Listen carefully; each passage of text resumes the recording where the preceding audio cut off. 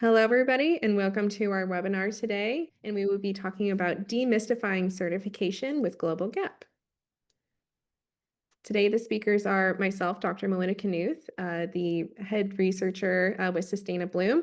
I'm at North Carolina State University, as well as Antonio Restrepo from GLOBAL.A.P. North America.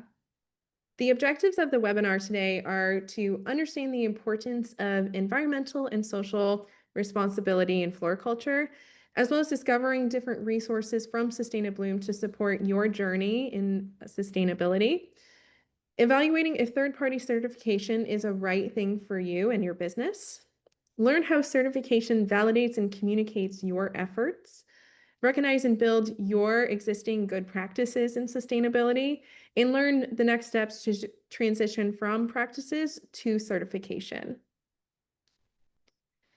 So before we begin, I wanted to also give a note about who Sustainabloom is. So Sustainabloom's mission is to lead the floriculture industry towards more sustainable practices at every level, from small to large businesses, from beginning to end in your sustainability journey, while making the journey understandable and accessible to everyone. More about Sustainabloom, each business has its own sustainability journey, and Sustainabloom aims to provide resources and education for everyone. And this is from the beginning of your sustainability journey to wherever you are currently at on your sustainability journey. And the purpose of this is to take actionable steps towards sustainability and to move in the direction of environmental, social, and economic sustainability.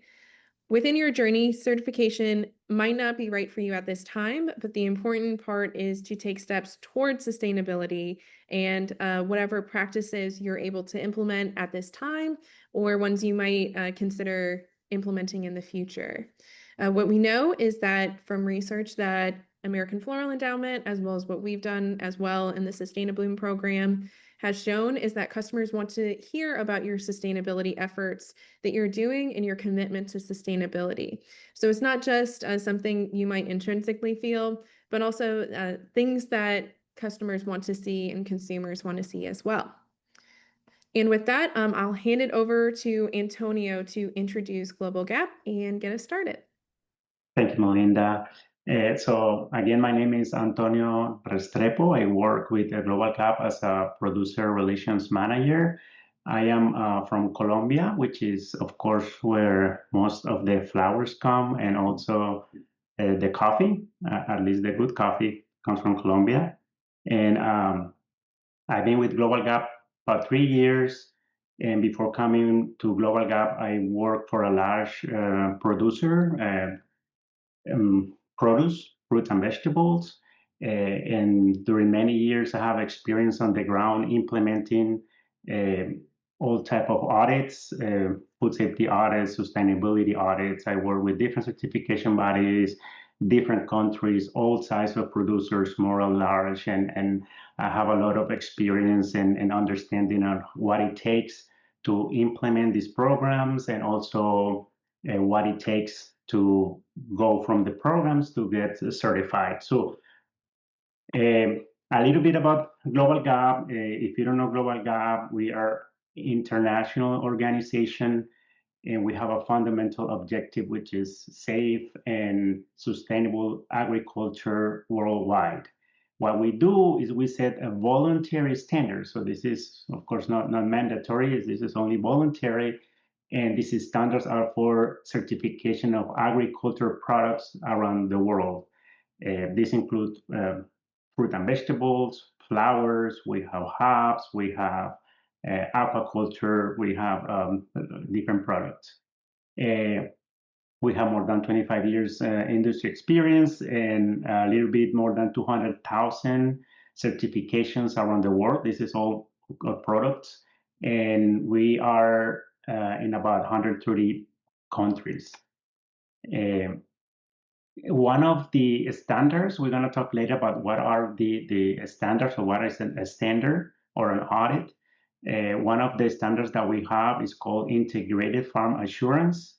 And we have this a standard for flowers and ornamentals. What the standard includes is some aspects related with legal management, traceability. We also talk about workers' health and safety and well-being. Of course, it has a big part of environmental sustainability and also address some of the production processes. And all this together is basically covers responsible farm practices.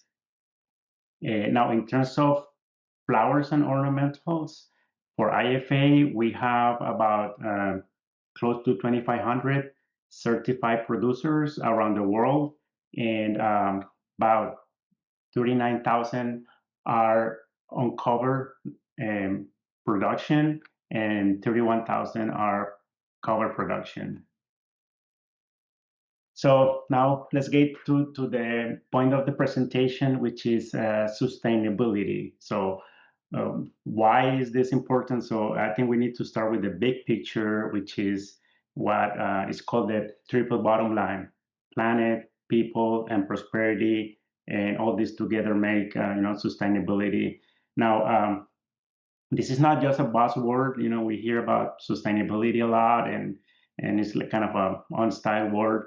But in reality, of course, this is very important for the future and the prosperity of the people and the planet, right? So all these pillars are interconnected. We cannot have one without the other one, right? For instance, I don't know, the use of pesticides directly affects people and people's health, and also prosperity, because if depending on how much resources we use on the field, and the planet, because if we degrade the planet or the bees, all this comes together. So when we talk about sustainability, we're always thinking on these three pillars. So why sustainability practices matter? So first, of course, we talk about protecting the people and the planet. When we have safe working conditions, we have biodiversity, we have pollinator-friendly practices, then we are doing basically the right thing. This is the right thing to do. Sustainability also helps reduce costs and build resilience. Sometimes we think it is a cost, but in reality, most of the times, if not always, you always get more benefits by implementing sustainable practices, especially in the long term. It can help things like reduce energy use, better pest management practices, and reduction on waste. Another benefit is you can attract more conscious consumers. Of course, consumers are paying attention. More and more time, people are looking for companies that are doing the right thing, how companies treat their employees, how companies treat their environment, and if the companies are doing the right thing. Another benefit, or another thing that is important, is of course to meet buyer expectations. Some retailers demand already sustainability. Some of them just ask you to do the right thing, and other ones are asking for certification, but regardless, they expect you to do the right thing, right? And lastly, you need to stay ahead of regulations. When you implement sustainable practices, you are ahead of the regulations, because most of these practices, or even if you do a certification, are already covering what is required by some local regulations, for instance. So at the end, sustainability is just more than compliance. It's more than just having a program in place and showing somebody that you're doing it. Is doing the right thing for the present and for the future generations. We need to talk about the certifications. I want you to understand the world of certification and all the parties involved in certifications. So a third-party certification is an independent assessment to verify that you meet a defined standard. So a standard is like a benchmark, is like the requirements, and the third party goes and check that you meet those standards. The first player here are the standard owners. They are the ones who develop and maintain the standard. So for instance, GLOBAL.A.P, my company, we own the standard, we create the standard, but we don't do the audits. For that, we have certification bodies, which are totally independent companies, and they are the ones who go to the facilities and do the audit. And again, they are independent and they must be qualified to make an assessment on the producer and see if they meet the requirements of the standard or the audit. Um, and on top of that, we have the accreditation bodies. They oversee and approve the certification bodies, and their job is to be sure that the CBs have work consistently, impartially, and at high technical level. So there's a lot of rules that the certification body needs to follow to be independent, and that's what the accreditation bodies uh, try to do with the or have to do with the certification body. Be sure that they meet all those rules. Um, so I'm telling you that because sometimes, for instance, I get calls from producers who want to get certified and they ask me if we can go and do the audit. I have to explain them we don't do the audits. You have to contact the certification body. You go to the webpage we're going to talk about later, and then they're independent. They have their own fees, and we have nothing to do with the certification bodies. Okay, so benefits, the benefits of the certifications. First, operational efficiency.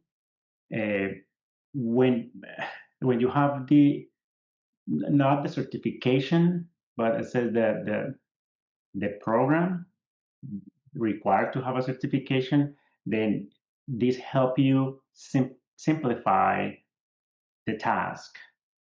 Sometimes you have complicated workflows or tasks or steps to follow, and then this help you optimize these steps. Also help you optimize inputs like water, labor, pest control, and at the end make you more efficient. Um, Also, it's a cost-effective investment. Certifications can reduce waste. It can prevent pest outbreaks and avoid costly delays. Um, Basically, you have short-term and long-term benefits. Some you can see right away. Sometimes it's just a long-term investment. Um, Risk mitigation. Uh, it helps to prioritize on what is really important. Many of the requirements are based on risk, where you have to do a risk assessment. And based on that risk assessment, you're going to focus on what is really important for your operation. So you're basically going to put resource and time in things that are more important for your operation. Continuous improvement, continuous improvement. Certification systems always promote innovation and require you to have like a continuous improvement program and that help producers stay ahead of like a new technology, new techniques, and basically be always pursuing top of the line on everything that you do, right? Enhanced reputation, as we talk about having a certification, a program, a report that you know meet the standards, help you with your reputation, market access. Again, many buyers are asking for certifications or at least that you have some program in place. Regulatory alignment, because we said that these standards normally are in compliance with the regulations, and not all of them, but a lot of the regulations. Uh, Streamline compliance also because it helps you uh, consolidate multiple buyer and market expectations, saving you time and time and reducing duplication of things that you have to do. And then worker well-being and insurance savings. Um, Some programs include worker well-being, and what this means is you have programs in place for workers' health, safety of the workers, training, and what happens, for instance, in companies that have worked with the insurance, look at the programs that you have, and then also they can reduce the rates based on the programs that you have, And if you are able to demonstrate that you are improving and reducing accidents, then your rates can reduce significantly, very significant. Now let's talk about the challenges of the certifications, the burdens that normally producers have when they're going to do certification. And the first one is, of course, the cost. So there's a cost in front, of course, like registration fees. You're going to have auditing fees. You're going to have travel cost and preparation time. You're going to have some labor. Some people in your company need to be working on the certification. And normally, often people see this cost as a cost of doing business. If you wait until you have to do an audit because a customer ask you for it, that's going to be like a cost of business, which is probably not the best thing to wait for. You need to probably work in the program before you need to do a certification. Another cost is the internal capacity. Basically, is you need to have people inside your company that knows, either knows the practices, knows about certifications, know how to deal with an auditor, how to put a program in place. If you don't have it, you can start working and selecting, who can help you with that, what is the best person that you have, and start working on it. External capacity basically is the external resources that you need to find, for instance, guidance consultants, extension agents, and this is where, for instance, Sustainabloom can come into play because they have a lot of guidance and help on this external part of the capacity. The other challenge is documentation. You need to have SOPs, which are standard operation procedures. You need to have policies. You need to have logs and records of some of the activities that you do. And that, of course, imply having people to record, extra time to make those documentation, time to maintain those documentations updated, and to collect those records and keep it in place for when the auditor shows up. Um, Documentations are it's important because when the auditor goes there, they're just gonna see a snapshot of your operation. They're not gonna see every day. So how do they know you have been doing this every time and that you are doing it correctly is through records and documentation. And the other challenge is to build a management system, a program. So it's not only about having documentations and records and everything that is required. Is about having a system that keeps this program working and moving all the time. So have a, a management system where it's clear who does that, what, when they do it, how they do it, and then this help to create a routine and accountability in the system. Who is responsible for what? And also kind of helps create a culture about things that needs to be done and do the things the right way. And so I just want to show up this because this is a field study that Madison Love did in NC State, and she worked with some producers in the state of North Carolina, and she was looking at integrated pest management certification, where the producers were standing in terms of the certifications and what they needed to get certified. And their findings, I think, are very well aligned with what I said on the previous screen. Uh, for instance, you say here they're not detailed IPM records, which goes back to records. Lack of expertise on pollinator habitat and ecology, which is internal capacity. It's hard to locate regional resources and support, which is external capacity. And some of the findings is that we need a producer need more assistance from local station agents and consultants. Okay, so now we're going to go through the steps of certifications. Uh, if you determine that certification is the right thing for your business and you decided to get certified, uh, this is kind of where you have to go first. First, look to your options. explore the certification schemes. There are many. We're gonna go through some of them in a minute.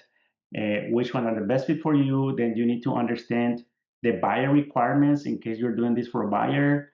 Then you need to fill the gaps in your operations because more likely you're already doing a lot of the requirements, and you just need to see what else you need to do to fill those gaps.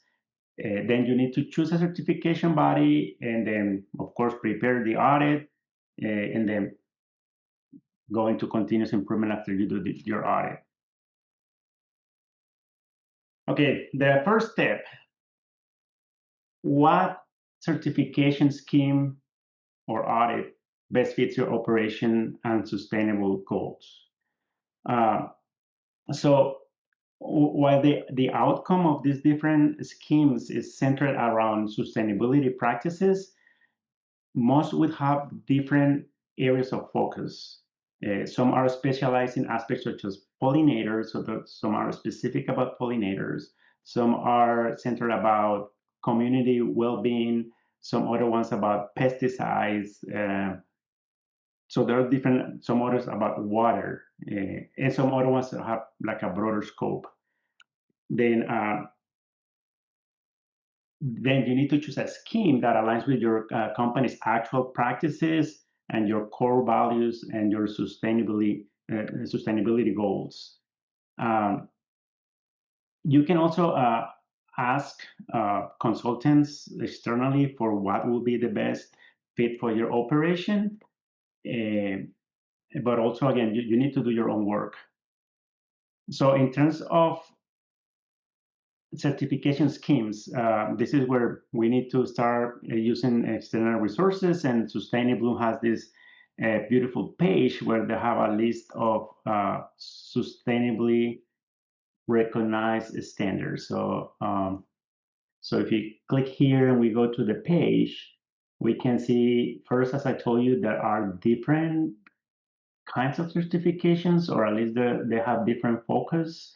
They have social environmental, they have sustainable agriculture, they have some like water stewardship, which is of course based on water, environmental management system. Some other ones are focused on energy. So if you're looking for something specifically, you can click here and you're gonna get like a filter of audits that specifically meet those requirements.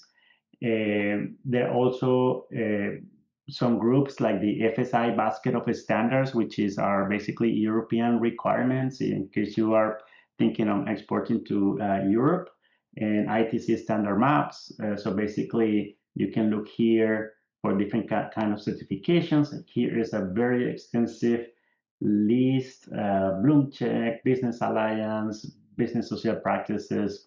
This one is focused on carbon. The other ones are focused on certain countries.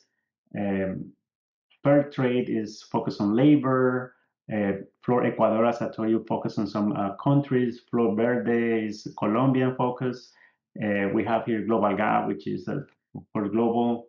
GRASP is another audit from Global.A.P, which is in about social practices.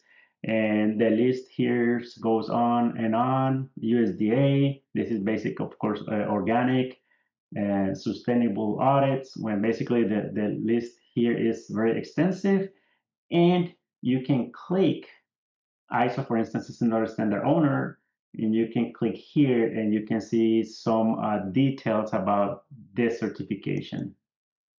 Okay, so coming back to the presentation, the second part is to understand buyers' requirements and options. So first, I will recommend you to confirm directly with your final buyer which standard they accept. This is in case you are doing a certification because your buyers require a certification. There's a lot of miscommunications because this goes through a long communication chain. And so it's normal to at the end to get the information that is a little bit confusing, right? So sometimes this message goes from the buyer's QA director to their compliance team to a broker to a buyer, and by the time you get the requirements, you get something different. For example, in my case, we do uh, good agriculture practices certifications, which is GAP, and that's what our name says, Global GAP. Sometimes they ask their customers to do a GAP audit, which is a good agriculture practice audit. And when they go to internet, they find for Global GAP, and they think they need to do a Global GAP, which is great for me, but sometimes they don't need to do a Global GAP. Another example is we have, as I told you, the standard called IFA, but also we have a add-on called IDA, which is for documentation for the data-driven, basically collect data. And I got a call from a produce buyer saying that they need an IDA, and I was like, IDA, this is not something that a buyer will ask to producers like you, from buyers like you.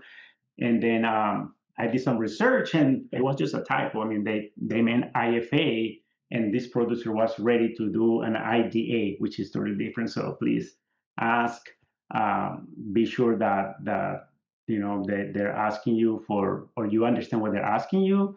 Um, and don't be afraid to ask. Sometimes, again, because it comes through brokers, ask for their direct requirement, like send me that email or get me in contact with the person who's asking this certification. And don't be afraid to ask questions. Sometimes they're flexible either on the type of audit that you have to do, or the time that you have to do it, or the way to uh, show the compliance. You can talk with the buyers and see if you can get to any agreement. So don't be afraid to talk to them. Um, these are some of the retailers that are already asking not only for sustainable practices or pollinator practices, but they're also asking for certification. Walmart, Whole Foods, and Giant Eagle, they have actually deadlines for 2025 for suppliers of flowers and ornamentals. In Southeastern Grocers, Giant Eagle, and Kroger. Again, this is certification. There are a lot of other buyers that are asking for sustainability practices, not for certification. So again, if you're not going to any of these buyers, you don't need to be certified, but it's always good practice to start working towards at least having your program in place. And the third part of getting certified is fill the gaps using the guidelines. So you can go to scheme or audit and industry guidelines. For instance, in GLOBAL.A.P, we have some guidelines in our webpage for the certifications, and most of, if not every of these other audits or schemes will have their own resources and guidelines. Also, industry guidelines like Sustainabloom, they have their own guidelines specifically for your industry, and we're gonna look at a little bit of those later on. Talk with consultants. They will, of course, they're more familiar with doing the certifications, and they will help you and save you a lot of time in getting these programs in place. And then do a self-assessment. Of course, you can have access to the audits.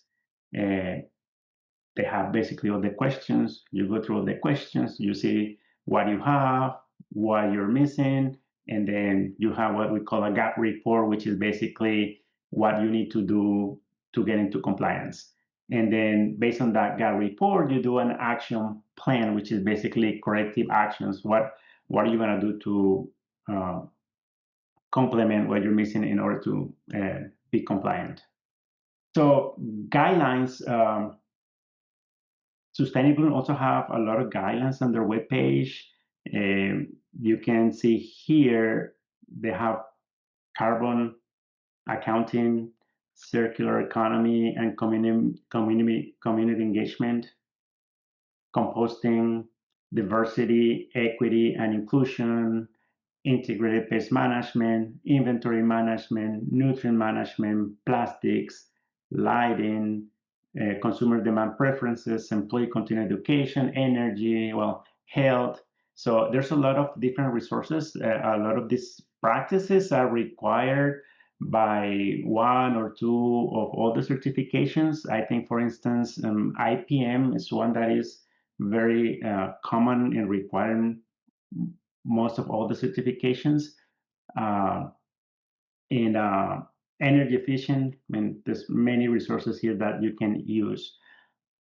GLOBAL.Ga.P, for instance, we have our own set of guidelines. We have one for flowers and ornamentals. And for instance, you can see here guidelines on how to do integrated pest management, uh, what are the preventive measurements, how do you take decisions. We have guidance on water and biodiversity, and a lot of the requirements. You're going to have a more detailed uh, instructions on what you need to do and how you can accomplish those goals. And the last step for certification is again, fill those gaps using the guidelines. So you need to start with what you have. So pretty sure that uh, if you're here, you have a business and you're successful, is because you're doing already the right thing, right? Uh, you're doing water conservation, you are managing your pest, you're managing your energy, you're reducing your waste, you have a worker bean program, uh, probably you have pollinator and biodiversity programs, and you're managing your growing media, and you have like a fertilizer management. Nobody just throwing pesticides in the field just because. So a lot of these practices, you're already doing it. You just need to be aware of that. And when you go and see the certification, the requirement, you're gonna realize, oh, I'm doing this already. What do I need to get into a certification? Probably I need a record. Probably I need an SOP. Probably I need formal training. So that's how you kind of fill up the gaps. I'm going to show you, when we talk about filling the gaps, an example of one of the guidelines that Sustainabloom have in their webpage. We saw before, there's many in there. Uh, I think this IPM is very particularly important because, as I told you, is one that is being asked in many certifications and many programs. And what I like about these guidelines is that it has different sections, and they tell you what it is, the practice. So what is IPM? Why you need to do this IPM? Why it's important? How you do it? And what is the impact? This is actually very important in my experience. When you go with a program and you ask people to do things just because, it doesn't have an impact. You don't have a benefit from that because people are just doing things for doing it or for getting a paper. But it makes a lot of difference when you go and explain the company and the people and the operator, hey, what is IPM? I'm sorry, what is IPM? What is Integrated Pest Management System? Why we need to do it? Why you're doing it? Why it's important what you do? Even why it's important to keep records, right?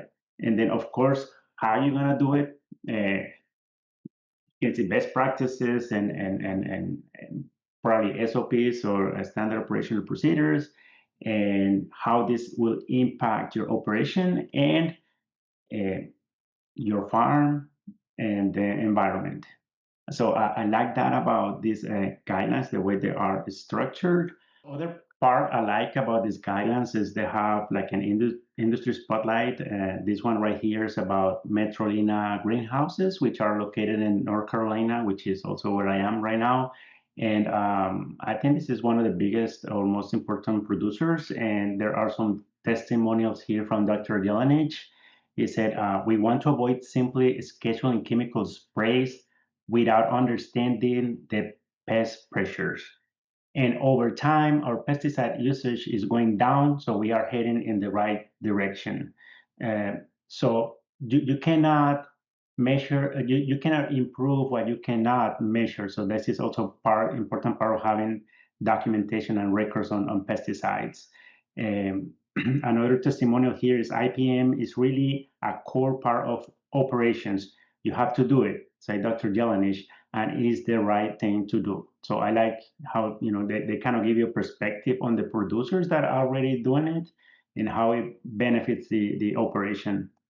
Now, I'm going to give you kind of a real example on how these guidelines will help you meet the requirements of a specific standard. You can do this with any standard, but of course, I get to know GLOBAL.A.P standard, so I made a example here with GLOBAL.A.P, specifically to the section of IPM, Integrated Pest Management System. So we have the numbers here, FO, which is flowers and ornamental, 0601. And in this section, we have 4, 6, 7, 8 principles or questions. And I try to make a mapping with the Sustainabloom guideline. You need to understand, of course, these guidelines are not created for any specific audit, so they're not going to be like organized. I have to kind of go and look for them and pull them, put them next to our requirement. But for instance, the first point, Sustainabloom guideline, it says employees responsible for pest control can also earn certified IPM technician credits through Entomological Society of America. And there's a link here for certificate program that will help you get credits, educational credits, okay? So if you do this, how can it help you? Well, when you go to the standard requirement, it says implementation of integrated pest management system is assisted through training or advised. This first column is kind of the general requirement. We call it principle. And when we go to the second column is what we call criteria, which is a little more explanation of how you're going to meet that principle. So in this case, the criteria reads where the technically responsible person is the producer, experience shall be completed by technical knowledge. What is technical knowledge? Access to IPM technical literature, specific training attendance, etc. Or the use of tools, software, on-farm detection methods, etc. So either the person in charge of IPM has technical knowledge, a lot of experience, or tools to help them do this IPM program. Those are the requirements. So when you go to the Sustainabloom guidelines, there are, again, ways to help you get that technical or educational as needed. The second one is the producer is informed about relevant pests, diseases, and weeds that affect their registered crops. When you go to the Sustainabloom guideline, you see there are linked resources for specific pest and disease management strategies. They have guidelines of biological control for like root rot. They talk about optimizing bunker plant systems for aphid biological control, formulation of insecticide killing and fungi. So basically a lot of resources that will help you meet this requirement. And the next requirement from GLOBAL.Ga.P is there is an integrated pest management plan describing the measures used at farm level to manage the relevant pests. So basically they're talking about having a plan. When you go to the guidelines, they're monitoring and identification of pests, decision and pest management, who's taking the decision on pest management. And there are also some links to some records. So it's kind of a template where you can see an example of a template. And so on, you can go through the different requirements and you can find that basically there are guidelines that will help you align or meet those requirements. I'm probably not going to go through all this. I fill them up all, but Is I think you got the idea of using the guidelines, comparing with the standards, and you get a lot of help and what you need to do, how you need to do it. Okay, so the last step is to, well, not the last step, the previous almost last step is to choose a certification body. So you already have a program in place, you know what you're doing, you fill up your gaps. Now, who's gonna come and audit? Okay, so you need to look into your certification body options.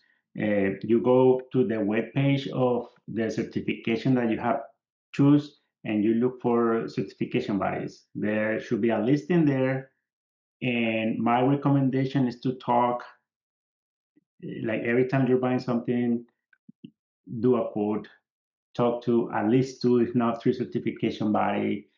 Don't only ask for pricing, also look for service. In my experience, a lot of the certification bodies kind of are aligned on cost, but there's a lot of differences in the service. Uh, Also, the certification, the location of the certification body is not really that important. Of course, they have like a main office somewhere in the country, but the auditors normally are located in different places in the United States. So what is important is not where they are located, but they have auditors that are available. You need to ask that. Sometimes they don't have auditors and they can tell you, no, I cannot do this in months, right? So that is an important aspect of the certification body. And now last is to prepare, audit, and continuously improved. So once you have completed the self-assessment and the corrective actions, uh, you're ready for the audit, and the auditor shows up, and it's normal to be anxious on your first audit. Of course, we are afraid of new things. Believe me, it goes better after the first time. And then don't wait until you feel that you're completely ready, because this is one of the things that you never feel you're 100% ready. So you just have to go for it. And another thing that happens a lot because of this, people get like anxious about it, and they start like moving the audit, and they thinking that we're not ready. So try not to do that. There's no operation that is perfect. This is not like a test that you're gonna have 100%, and there's always again continuous improvement. There are always gonna be things to work on, and that's one of the values of the auditing, that is gonna come back and tell you this is something you need to work on and you can improve. And then take this as a learning opportunity approach, at least on the first audit. These auditors, because they're independent and they're not consultant, they cannot tell you how to do things, or they cannot tell you how to correct them if you were not doing it the way the standard we're asking for, but they can help you understand the requirement. So basically, it's like a learning opportunity once you have your first audit. And final recommendations, start soon. Please don't wait until you have to comply. So basically, don't wait until somebody asks you that you need to have a certification. In my experience, that is not the best way to go. You need to start implementing practices before, use these guidelines, do the right thing, and start building on your capacity, your knowledge, way before you need to comply and way before you need to have a certification. You might never require certification, but again, this is the right thing to do for you, for the environment, and for your company. Then implement a quality management system rather than a compliance paperwork. So look for ways to add value to your operations. Again, in my experience, if you're just filling up papers, that's all that you're gonna do. You're just gonna fill up papers. It's gonna be a burden. You're not gonna see value on this. Okay. But if you see this as a quality management system, something that is gonna help you improve your operations, that is where you're gonna see value on having a program in place. Of course, start with what you have. We talk about you're doing a lot of the things already, so go from there. Uh, Look for help and support. Again, call uh, standard owners like us, certification bodies, Sustainabloom, associations, local station agents. So don't do this by yourself. Help and support is important, and then prepare for the audit and continuously improve. Again, there's no operation perfect. You're gonna have probably some non-conformances, and all that it is ways for your company to improve. So with that said, I'm gonna pass it to Melinda. Great. Thank you, Antonio.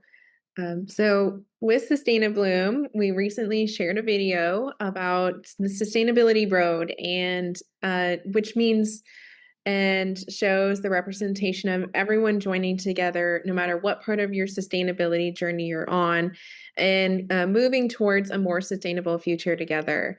And it's a really cute video. I highly suggest you go watch it if you have the opportunity.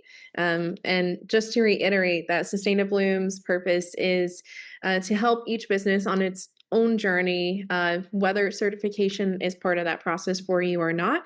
It's important to look at the options, see what practices you're doing, and potentially what practices you can improve on or get started doing as well.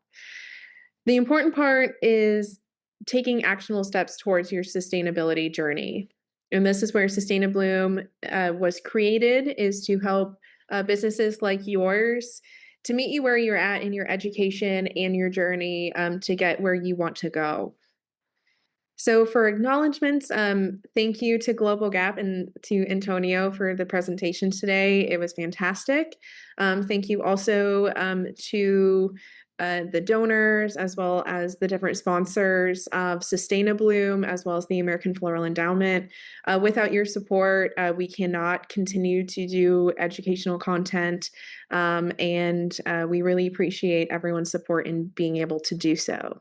And we want to spotlight your efforts. We want to see what people are doing in floriculture. So before we jump into the question and answer session, I want to encourage you to share your story with us. One of the most impactful features of the Sustainabloom platform is the real world stories that we're sharing with the different practices and the different guides that were created for the program.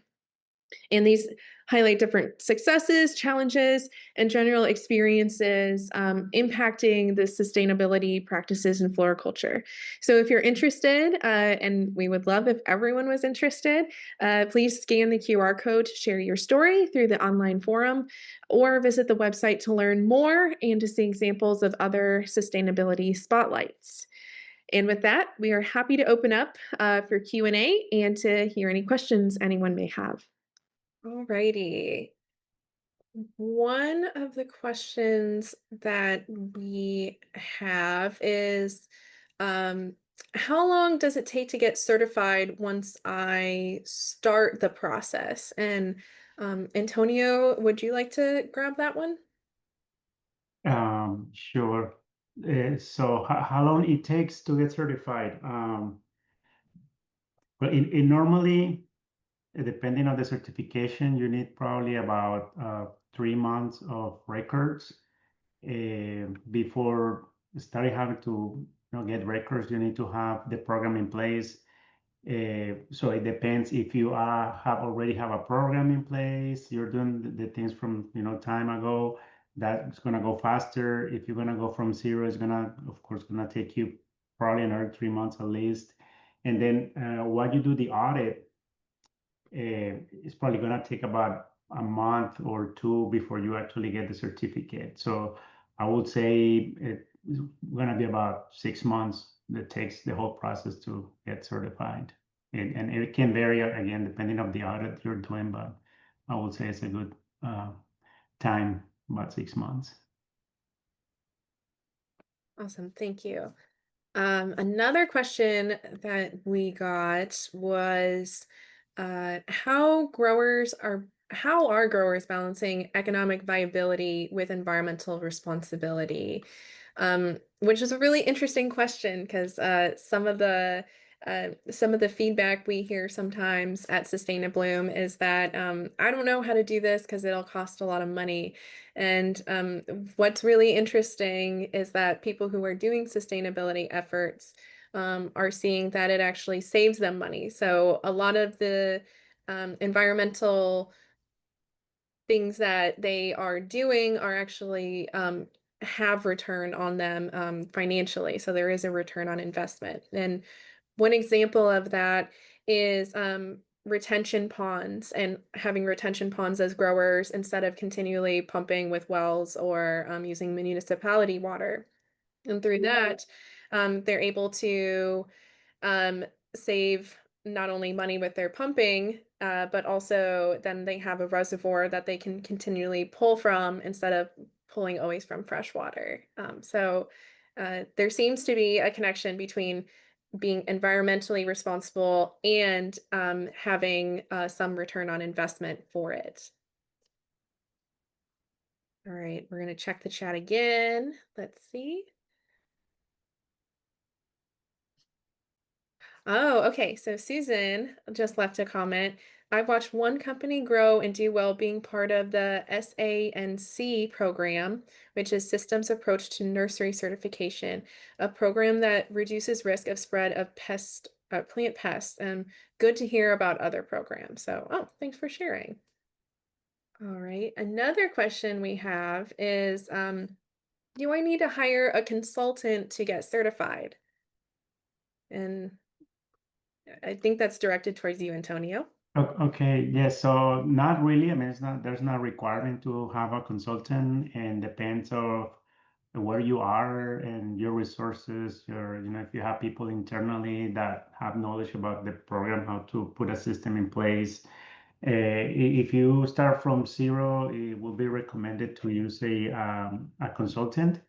Um, well, I think I said before is be sure the consultant does that, just help you consult, but it's gonna train you and teach you in the program, and they're not supposed to own the program. Sometimes I see that they basically use a consultant more as a um, like a how do you call it, like a third party vendor who's going to run the program for you, right? And this is the worst scenario, because when the auditors show up in there, they can see that basically the owner of the operation doesn't have a knowledge of the program. Is the consultant who's running everything. So I would recommend to have a consultant, but again, just be aware that you use it in the right way.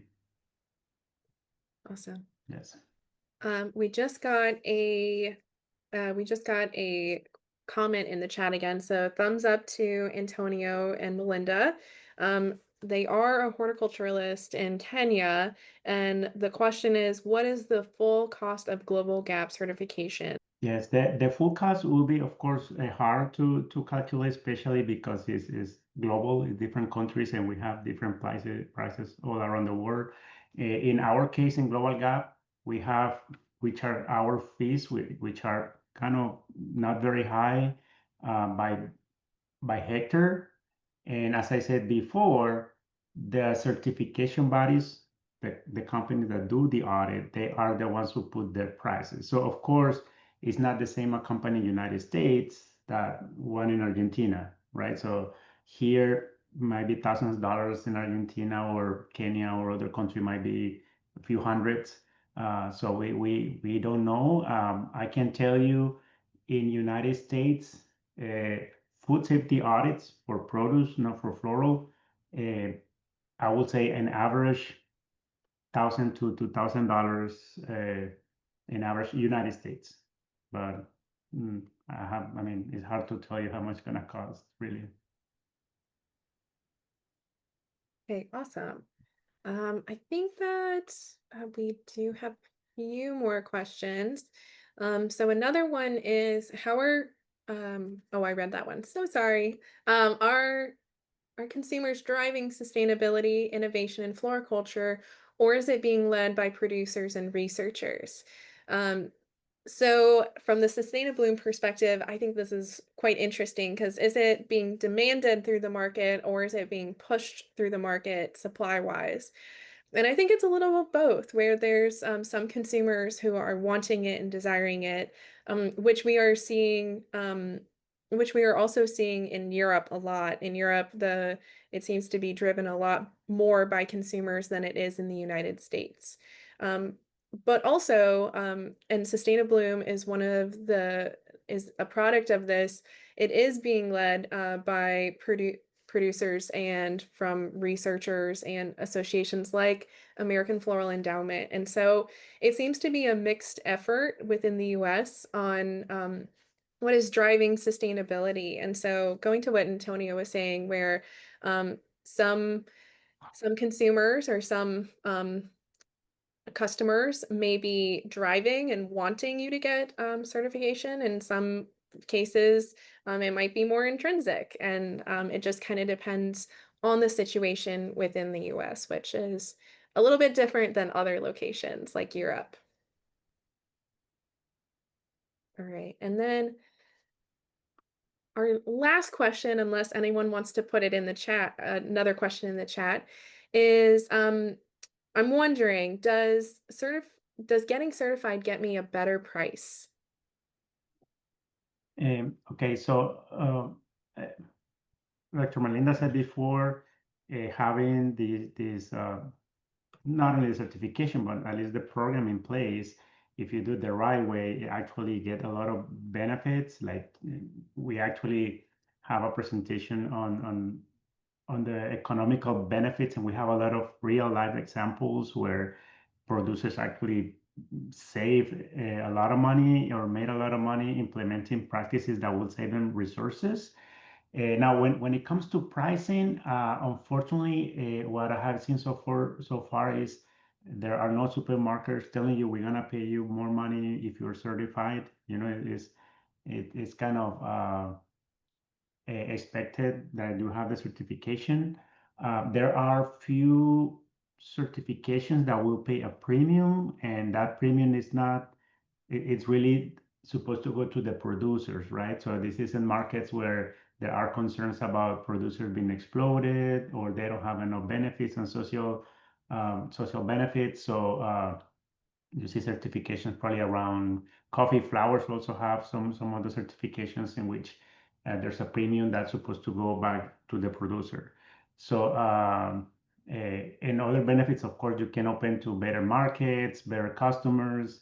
That in general the customer might pay more in general, but I haven't seen nothing that oh, because I have a certification and I sold it at 20, now it's gonna be 21 or 22. Honestly, and Yeah. All right. And then, oh yes. Okay. So same commenter as before. They, um, they want several certifications for producers sooner rather than later, and then they are attaching their WhatsApp number. So perhaps you or Kestrel could take a screenshot or a copy of that because it sounds like they're interested in speaking with you. okay. Um, and any other comments for anyone before we wrap up? We have 2 minutes, so 2 minutes of your time if anyone has any lingering questions. All right. So thank you all for joining us today. We encourage you to check out Sustainabloom's additional resources, including educational guides, tools, and up-to-date news and certification information to support your sustainability practices at every level. And you can find this at sustainabloom.org. Um, all of these resources are available to you for free thanks to industry support, including Global.A.P. And and thank you to everyone for that, including Global.A.P, especially for sponsoring this webinar. We ask that you please complete the brief survey after today's session where you can suggest additional topics and help us to continually improve these webinars. Thank you to Antonio for being with us today. Really appreciate you, and thank you to everybody for joining us on the webinar today. And I hope you all have a great day.